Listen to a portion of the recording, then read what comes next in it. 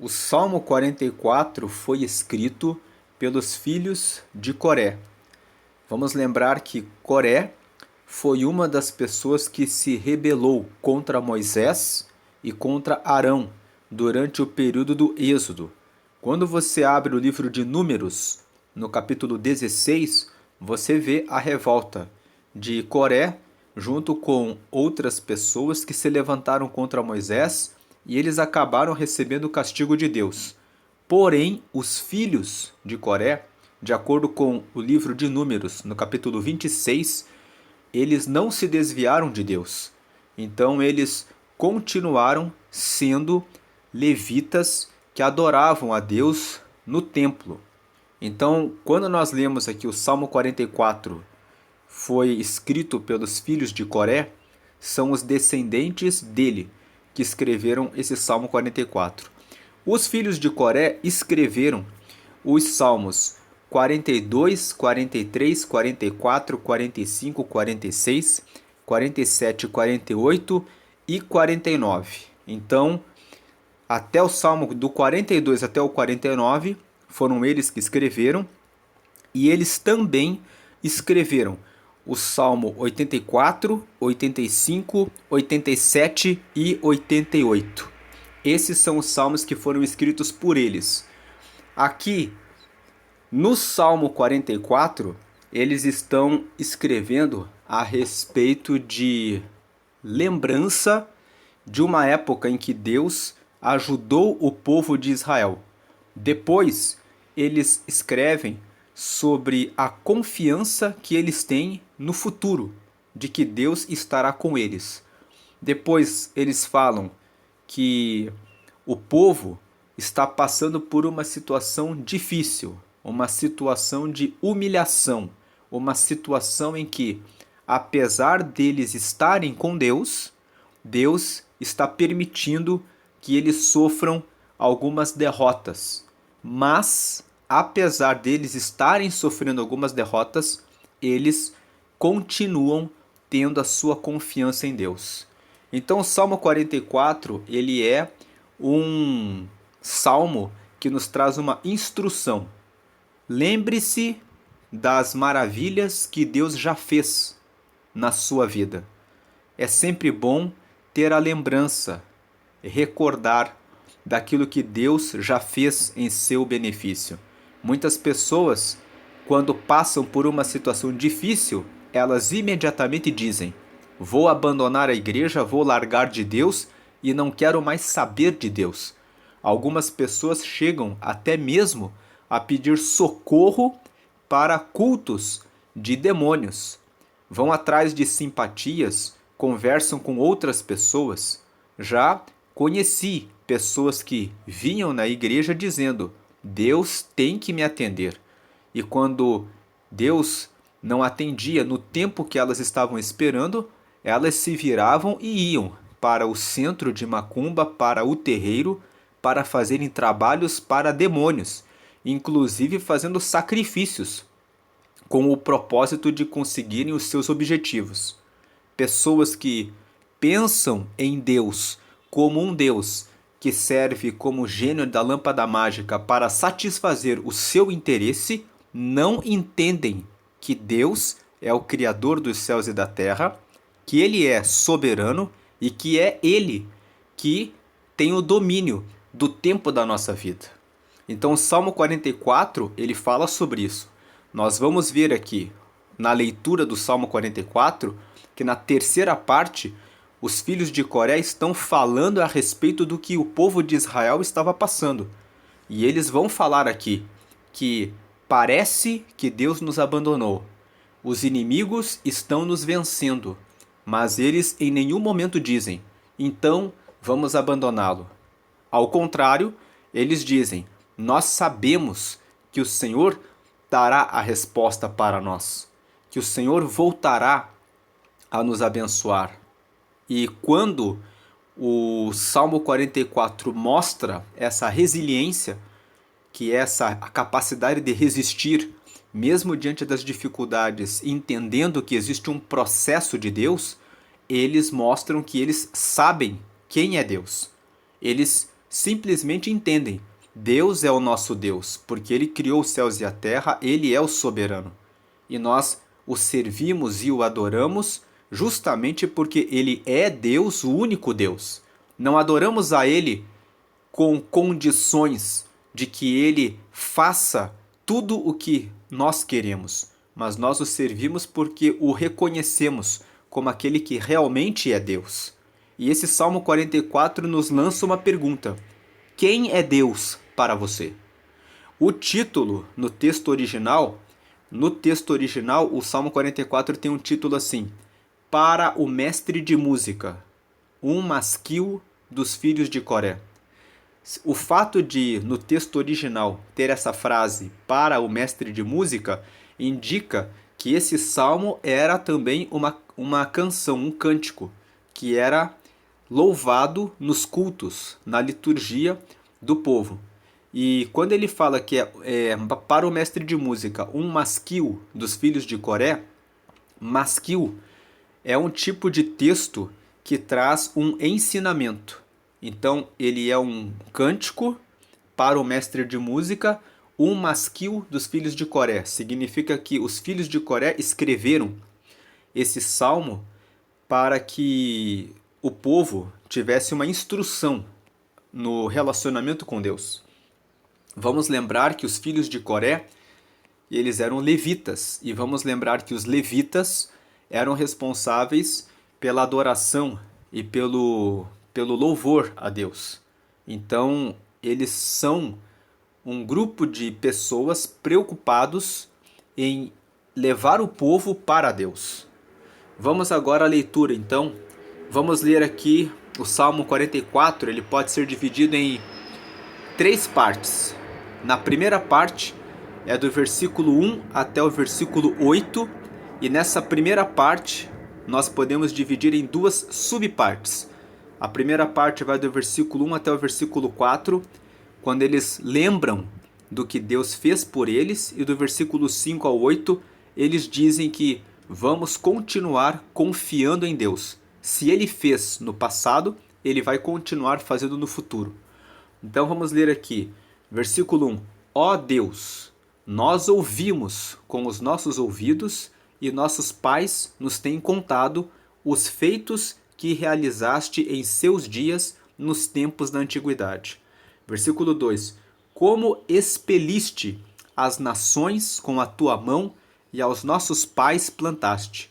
Como afligiste os povos e aos nossos pais alargaste. Versículo 3. Pois não conquistaram a terra pela sua espada, nem o seu braço os salvou, e sim a tua destra, e o teu braço e a luz da tua face, porquanto te agradaste deles. Versículo 4. Tu és o meu rei, ó Deus, ordena salvações para Jacó.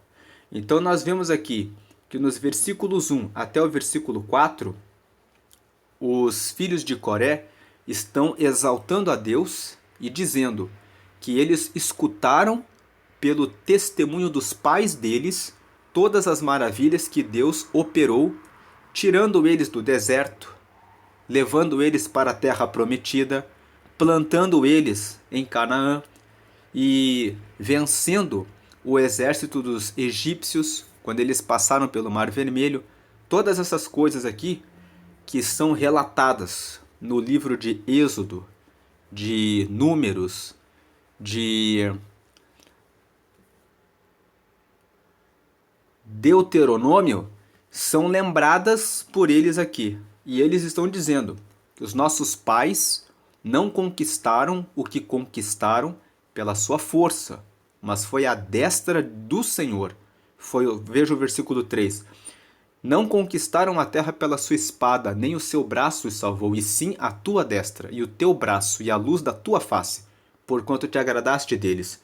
Tu és o meu rei, ó Deus, ordena salvações para Jacó. Quando ele fala de Jacó, Jacó era o nome original de Israel.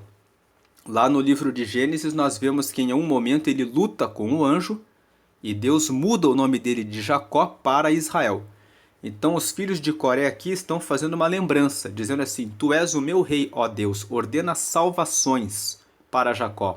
Quando ele fala, ordena salvações para Jacó, ele está dizendo que o Senhor derrame muitos livramentos, que o Senhor esteja em todas as nossas lutas e batalhas. Então o versículo 1 ao versículo 4 é a primeira parte do Salmo 44, falando a respeito do que Deus fez no passado e que Deus vai ser o Deus deles. Agora do versículo 5 ao 8, eles falam sobre o futuro, dizendo assim: assim como o Senhor cuidou dos nossos pais no passado, o Senhor vai cuidar de nós no futuro. Vamos ler aqui o versículo 5 a 8. Por ti venceremos os nossos inimigos. Pelo teu nome pisaremos os que se levantam contra nós. Versículo 6. Pois eu não confiarei no meu arco, nem a minha espada me salvará. Versículo 7. Mas tu nos salvaste dos nossos inimigos e confundiste os que nos aborreciam. Aqui no versículo 7 ele está fazendo uma relação. No 5 e 6 ele está falando que, da mesma forma como Deus deu vitória no passado, eles vão vencer, vão confiar em Deus, o futuro vai permanecer com a confiança em Deus, porque no versículo 7 foi o Senhor que nos salvou, tu nos salvaste. Então o versículo 7 é um retorno, dizendo o futuro nosso está garantido porque o Senhor já garantiu no passado. E aí ele termina a primeira parte no versículo 8 dizendo assim: em Deus nos gloriamos todo dia e louvamos o teu nome eternamente. Então ele está dizendo agora do presente. A nossa vida é contar com a glória de Deus sobre nós.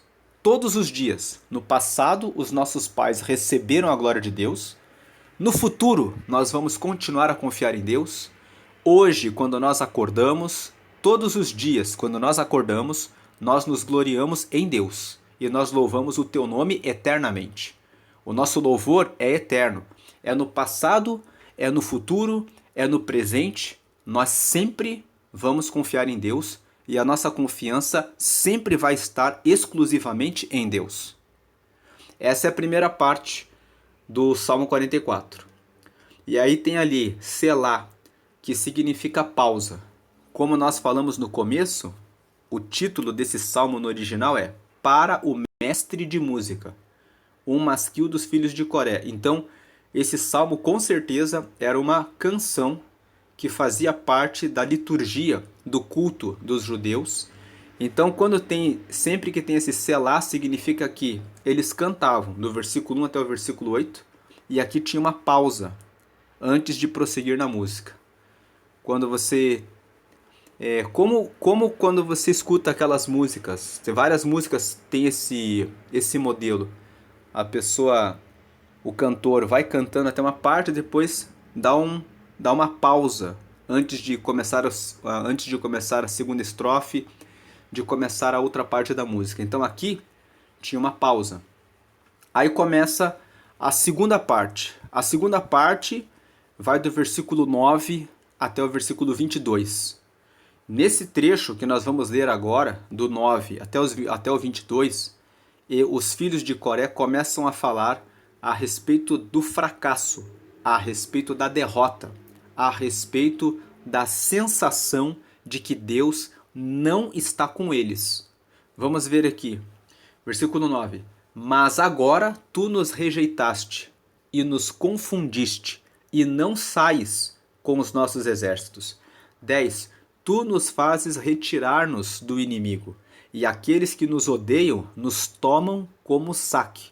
Versículo 11. Tu nos entregaste como ovelhas para comer e nos espalhaste entre as nações. Versículo 12. Tu vendes por nada o teu povo, e não aumentas a tua riqueza com o seu preço. Versículo 13. Tu nos fazes o opróbrio. Opróbrio é o mesmo que vergonha. Então ele está dizendo, tu nos fazes a vergonha dos nossos vizinhos. O escárnio. Escárnio é motivo de zombaria. E a zombaria daqueles que estão à roda de nós. Versículo 14. Tu nos pões por provérbio entre as nações, por movimento de cabeça entre os povos. Quando ele fala no versículo 14, tu nos pões por provérbio, essa expressão significa, tu nos pões por chacota. Os nossos vizinhos falam, olha aí o povo de Israel. Israel, o povo derrotado. Então as pessoas criam piadas sobre o povo. É isso que ele está dizendo. Tu nos pões por provérbio entre as nações, por movimento de cabeça entre os povos. Quando nós vemos que uma pessoa está indo de mal a pior, nós fazemos muitas vezes aquele movimento de cabeça, no sentido de balançar a cabeça de um lado para o outro, dizendo assim, o que aconteceu com essa pessoa? Como que essa pessoa caiu nessa situação? Então, eles estão dizendo aqui, no versículo 14, que Deus os colocou dessa forma, por provérbio entre as nações e por movimento de cabeça entre os povos. Os povos olhavam para Israel e balançavam a cabeça dizendo, como que aconteceu isso com esse povo?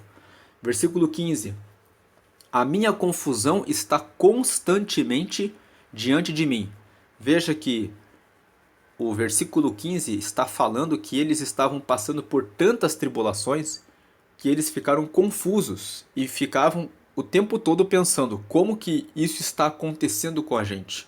E a vergonha do meu rosto me cobre. Versículo 16. A voz daquele que afronta e blasfema por causa do inimigo e do que se vinga. Então, lendo o versículo 15 e 16 juntos. A minha confusão está constantemente diante de mim, e a vergonha do meu rosto me cobre diante da voz daquele que afronta e blasfema, por causa do inimigo e do que se vinga. Versículo 17. Tudo isto nos sobreveio, todavia não nos esquecemos de ti, nem nos houvemos falsamente contra o teu conserto. Versículo 18. O nosso coração não voltou atrás, nem os nossos passos se desviaram das tuas veredas. Versículo 19. Ainda que nos quebrantaste no lugar de dragões e nos cobriste com a sombra da morte. Versículo 20. Se nós esquecermos o nome do nosso Deus e estendermos as nossas mãos para um Deus estranho, versículo 21, porventura não conhecerá Deus isso? Pois ele sabe os segredos do coração.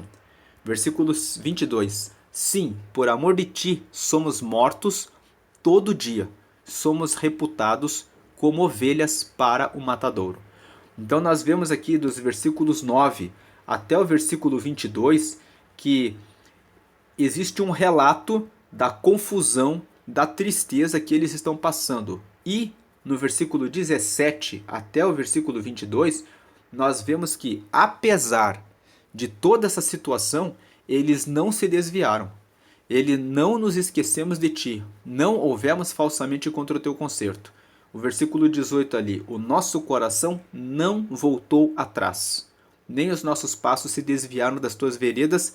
Versículo 19, ainda que nos quebrantaste, ou seja, apesar do Senhor nos ter quebrantado, num lugar de dragões e nos cobrir com a sombra da morte. O versículo 20 e o 21 fala exatamente aquilo que comentei no início do vídeo, que algumas pessoas, quando as coisas não acontecem como elas esperam, elas abandonam Deus e até mesmo vão num centro de macumba e adoram um outro Deus fazendo sacrifícios para conseguirem o que querem. Mas aqui os filhos de Coré, no versículo 20 e 21, dizem aqui, se nós esquecermos o nome do nosso Deus e estendermos as nossas mãos para um Deus estranho, porventura não conhecerá Deus isso? Pois ele sabe os segredos do coração. E aí o versículo 22, sim, por amor de ti, somos mortos todo dia, somos reputados como ovelhas para o matadouro. Esse versículo foi um versículo mencionado por Jesus, que ele mencionou quando explicava sobre o ministério dos que seguem a ele, que muitas vezes nós seremos entregues como ovelhas para o matadouro. Aqui em Romanos, no capítulo 8, o apóstolo Paulo, fazendo comentários a respeito do Salmo 44, fala para nós que nós muitas vezes somos lançados como ovelhas para o matadouro. Mas isso não é motivo para nos afastarmos de Deus. Vamos ver aqui Romanos 8, a partir do versículo 35. Ele fala assim: 35. Quem nos separará do amor de Cristo? A tribulação, ou a angústia, ou a perseguição, ou a fome, ou a nudez, ou o perigo, ou a espada? Versículo 36. Como está escrito: por amor de ti, somos entregues à morte todo dia. Fomos reputados como ovelhas para o matadouro. Ele está fazendo referência ao Salmo 44 e ele continua dizendo: mas em todas estas coisas somos mais do que vencedores por aquele que nos amou. Versículo 38, porque estou certo de que nem a morte, nem a vida, nem os anjos, nem os principados, nem as potestades, nem o presente, nem o porvir. 39, nem a altura, nem a profundidade, nem alguma outra criatura nos poderá separar do amor de Deus que está em Cristo Jesus, nosso Senhor. Nós vemos que essa ideia de Paulo na carta que escreveu aos Romanos a partir do capítulo 8, a partir do versículo 35 ao 39, retrata a mesma ideia do Salmo 44. Ainda que nós estejamos passando por uma situação que parece que nós fomos rejeitados, que nós estamos em confusão porque não estamos entendendo, porque os nossos inimigos estão prevalecendo, estão balançando a cabeça, estão dizendo como que aconteceu isso com o povo de Israel, ainda assim nós confiamos em Deus. E aqui Paulo faz referência ao Salmo 44, justamente captando essa ideia do Antigo Testamento. Paulo, quando ele escrevia suas cartas, ele fazia muitas referências ao Antigo Testamento. E aqui ele faz referência ao Salmo 44, lembrando o que os filhos de Coré ensinaram. Então nós vemos que o Salmo 44 ele é realmente um masquil. O que é um masquil? É um texto escrito com o objetivo de trazer uma instrução, com o objetivo de trazer uma orientação. E a orientação é: não vamos adorar a um Deus estranho, porque Deus ele sabe os segredos do nosso coração. Ele sabe quando nós estamos pensando em buscá-lo apenas para a satisfação dos nossos próprios interesses e que nós não estamos comprometidos de fato com ele. Agora, indo para o texto do Evangelho de João, no capítulo 10, seguindo essa ideia de que nós somos ovelhas, somos como ovelhas reputadas para o matadouro, Jesus fez um comentário a respeito disso, de nós sermos como ovelhas. João, capítulo 10, vamos aqui ler a partir do versículo 11. Jesus disse: eu sou o bom pastor. O bom pastor dá a sua vida pelas ovelhas. Então veja uma coisa nesse texto. Jesus está dizendo que ele próprio, ele que é o Filho de Deus, entregou a vida dele pelas ovelhas. Muitas pessoas, quando leem o texto de que nós somos como ovelhas reputadas para o matadouro, pensam assim: então não vale a pena seguir a Deus, não vale a pena seguir a Jesus, porque nós vamos ser entregues para a morte. E se nós somos entregues para a morte, então qual o motivo de seguir a esse Deus? Mas, quando nós lemos a história do próprio Mestre, do próprio Senhor, que cuida das suas ovelhas, ele disse a respeito dele próprio: eu sou o bom pastor.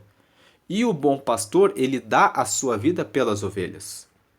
Então, quando você for tentado a pensar: eu sou como ovelha reputada para o matadouro, então não vale a pena seguir a Deus, pense e lembre: Jesus é o Mestre, ele já deu a vida por mim. E ele deu a vida para me resgatar. Veja que ele fala assim: mas o mercenário que não é pastor, de quem não são as ovelhas, vê vir o lobo e deixa as ovelhas e foge. e o lobo as arrebata e dispersa. Jesus está falando a respeito de pastores que são mercenários, que estão preocupados apenas em colher vantagens com as ovelhas. Estamos vivendo dias em que muitas pessoas não aceitam vir para Deus porque elas têm experiências negativas com pessoas mercenárias, pessoas que abriram igreja e eles conhecem algum vizinho, algum amigo, algum parente que foi nesse lugar, deu muitas ofertas e dízimos, não recebeu nenhuma vantagem, não viu o mover de Deus na sua vida e ainda acabou em situação financeira difícil. Então Jesus fala a respeito dessas pessoas. Ele fala a respeito do mercenário. Ele fala que o mercenário que não é pastor, ele vê o lobo vindo e ele deixa as ovelhas. Esse é um critério para que você avalie se você está ou não em uma boa igreja. Se você deve ou não permanecer nessa comunidade, nessa igreja, nessa célula, nesse lugar que você está participando para conhecer a Deus.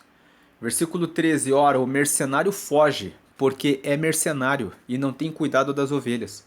Versículo 14, eu sou o bom pastor e conheço as minhas ovelhas, e das minhas sou conhecido. Versículo 15, assim como o Pai me conhece a mim, também eu conheço o Pai e dou a minha vida pelas ovelhas. Versículo 16, ainda tenho outras ovelhas que não são deste aprisco. Também me convém agregar estas, e elas ouvirão a minha voz, e haverá um rebanho e um pastor. Versículo 17, por isso o Pai me ama, porque dou a minha vida para tornar a tomá-la. Versículo 18, ninguém me atira de mim, mas eu de mim mesmo a dou. Tenho poder para dar e poder para tornar a tomá-la. Esse mandamento eu recebi de meu Pai. Então Jesus está dizendo aqui, ele estava falando para os discípulos que ele veio para dar a sua vida pelas ovelhas e que ele tinha todo o poder de dar a vida e de depois poder tomá-la novamente, ou seja, ele poderia ressuscitar. E quando Jesus fala que ele daria a vida pelas ovelhas, eu estou lendo esse texto do Evangelho de João, no capítulo 10, para nós entendermos a importância do Salmo 40, do Salmo 44. Que o Salmo 44, o masquil, traz a instrução de que nós devemos sempre continuar com Deus, porque Deus nunca vai nos abandonar. E esse texto que nós estamos lendo de João é justamente Jesus dizendo: eu sou o pastor das ovelhas, e embora as ovelhas sejam reputadas para o matadouro, ele cuida, ele guarda, ele livra, ele protege.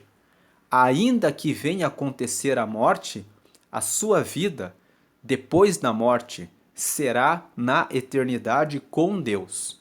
Então, por mais que o inimigo queira arrebatar as ovelhas de Deus, não tem como ele vencer. As ovelhas sempre vão vencer. Estando aqui na terra, passando pela tribulação que for, chegará o tempo de vitória. Sempre chega o tempo da vitória. E mesmo que Deus permita que aconteça a morte, a vida após a morte é de triunfo e é de vitória. Paulo falou a respeito disso em Filipenses no capítulo 1. Ele disse que ele estava pregando e ele estava na dúvida entre a vida e a morte, porque na morte ele sabia que ele teria um benefício pessoal, individual, muito maior do que permanecer vivo. E ele chega a dizer que, por outro lado, estando vivo, ele poderia continuar ganhando almas para o reino de Deus. Então ele fica numa tensão entre o seu egoísmo de ser logo levado dessa terra para poder descansar e entre continuar pregando e lutando pelo Evangelho. Quem estuda a vida de Paulo sabe, quando lemos o livro de Atos dos Apóstolos, quantas coisas Paulo enfrentou. Quantas vezes ele foi agredido, quantas vezes ele passou por dificuldades e perseguições, ele foi apedrejado em uma ocasião, passou por um naufrágio, passou por várias situações terríveis. Então, diante de todas as coisas terríveis que Paulo passou, ele tinha muitas razões para preferir morrer a permanecer vivo. Mas ele fala sobre essa tensão entre permanecer vivo ou morrer, lá em Filipenses no capítulo 1. Mas aqui nesse texto de João, Jesus fala exatamente que ele cuida das suas ovelhas.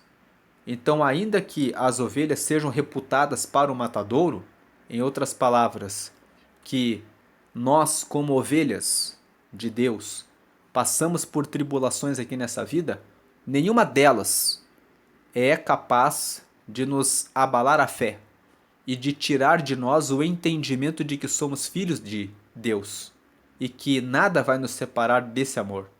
Por isso que eu abri o texto de Romanos ali no capítulo 8, porque Paulo traz a mesma ideia do Salmo 44, dizendo o que é que vai nos separar do amor de Deus. Vai ser a tribulação? Vai ser a fome? Vai ser a peste? Vai ser a nudez? E ele vai terminar o texto como nós lemos, que nem a altura, nem a profundidade, nada vai nos separar do amor de Deus.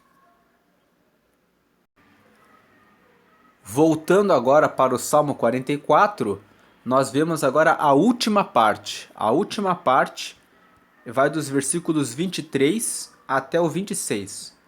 Ele pede, nessa parte, o texto pede que Deus volte a defendê-los, volte a manifestar o seu poder. Então ele fala aqui, versículo 23, desperta, por que dormes, Senhor? Acorda, não nos rejeites para sempre. Versículo 24, por que escondes a face e te esqueces da nossa miséria e da nossa opressão? Versículo 25, pois a nossa alma está abatida até o pó, o nosso corpo curvado até o chão. Versículo 26, levanta-te em nosso auxílio e resgata-nos por amor das tuas misericórdias. Então esse é o Salmo 44. Ele é um salmo que ele é um masquil. Como eu falei no começo do vídeo, no texto original está escrito assim, para o mestre de música. Um masquil, está escrito um masquil dos filhos de Coré. Então eles estão aqui nos trazendo um ensinamento, uma instrução. Masquil é um ensinamento, uma instrução. E cantada para instruir o povo a não correr atrás de outro Deus, a não correr atrás de outros deuses, a ter a fé em Deus, uma fé que reconhece Ele como Deus criador dos céus e da terra, que é soberano, que é o dono de todas as coisas e que nós o servimos independentemente das circunstâncias. Quando nós comentamos o Salmo 42, nós fizemos vários comentários sobre Jó. Lembrando que Jó é um exemplo de alguém que desfrutou dos benefícios de Deus, passou por crises tanto na sua vida financeira, como na sua família, perdendo todos os seus filhos, como na sua saúde, que ele ficou doente de maneira terrível, como também perdeu o bom relacionamento conjugal, porque quando nós lemos o livro de Jó, nós vemos a esposa dele dizendo: você ainda conserva a sua confiança em Deus? Abandona ele, amaldiçoa esse teu Deus e morre. Então, existe ali um descompasso da fé de Jó, que permanece firme em Deus, apesar dos sofrimentos, e da sua esposa, dizendo para ele que naquela situação de doença, raspando a sua pele com cacos de telha, e já tendo sofrido a perda de todos os bens e dos próprios filhos, o que restaria seria amaldiçoar a Deus e morrer. Mas o Salmo 44 ele traz essa ideia da resiliência e da fé verdadeira. E quando nós lemos o texto de João, no capítulo 10, nós lemos aquele texto porque Jesus está dizendo: apesar de nós, muitas vezes, sermos reputados como ovelhas para o matadouro, muitas vezes sermos lançados em situações terríveis, Deus ele nunca nos abandona. Pelo contrário, ele próprio, que é Deus, deu seu filho, que veio como bom pastor e que ele próprio deu a vida dele para poder resgatar o seu rebanho, para poder nos ter como seus filhos, para poder cumprir a salvação em nossa vida. O preço que ele pagou foi o de entregar a própria vida para que as ovelhas pudessem ser resgatadas para o seu aprisco. Então, estar no aprisco de Deus, estar com um Deus que ofereceu o seu melhor e que entregou a sua vida para nos ter como suas ovelhas, é algo que já é motivo de perceber o valor que nós temos para esse Deus. Então, não é qualquer tribulação, angústia ou aflição do tempo presente que nos afastará de Deus. No mesmo texto de Romanos, no capítulo 8, se lermos o versículo 18, Paulo fala que a glória que haverá, que há de ser revelada em nós, não é de se comparar com as aflições do tempo presente. Ele fala, as aflições do tempo presente não são de se comparar com a glória que em nós há de ser revelada. João, em 1 João, no capítulo 3, escreveu: veja o tamanho do amor de Deus que nos permitiu ser chamados agora como seus filhos. E João escreveu assim: agora somos filhos dele, e ainda não é manifestado o que havemos de ser, mas sabemos que quando ele se manifestar, seremos semelhantes a ele, porque assim como ele é, nós o veremos. Então essa é a mensagem do Salmo 44. Permaneça em Deus, sempre. Não importa qual seja a tribulação, a dificuldade que você está passando. Lembre desse texto de Romanos capítulo 8, versículo 35 ao 39 que nós lemos. Porque o Senhor sempre estará com o seu povo. Vou deixar aqui o texto de Provérbios capítulo 13 e do lado o botão para que você possa se inscrever no canal.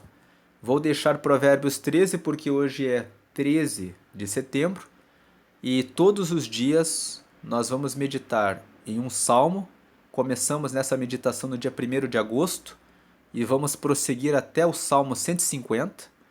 E todos os meses que nós virarmos, todos os dias vamos postar o provérbio do dia, porque Provérbios é um livro para se meditar todos os dias. Você deve meditar em Provérbios 12 vezes no ano. Nós temos 12 meses, Provérbios tem 31 capítulos e você deve meditar em Provérbios 12 vezes. Todos os dias medite em Provérbios porque você vai receber inteligência, sabedoria, conhecimento, instrução, entendimento, prudência para tomar boas decisões. 2 anos estudando Provérbios e você é mais sábio.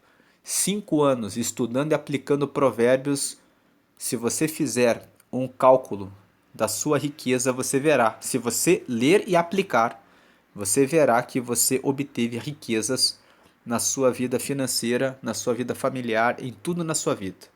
Porque Provérbios tem o conteúdo que faz diferença na vida de todos aqueles que meditam nesse livro. Deus abençoe a sua vida hoje e sempre. Amém.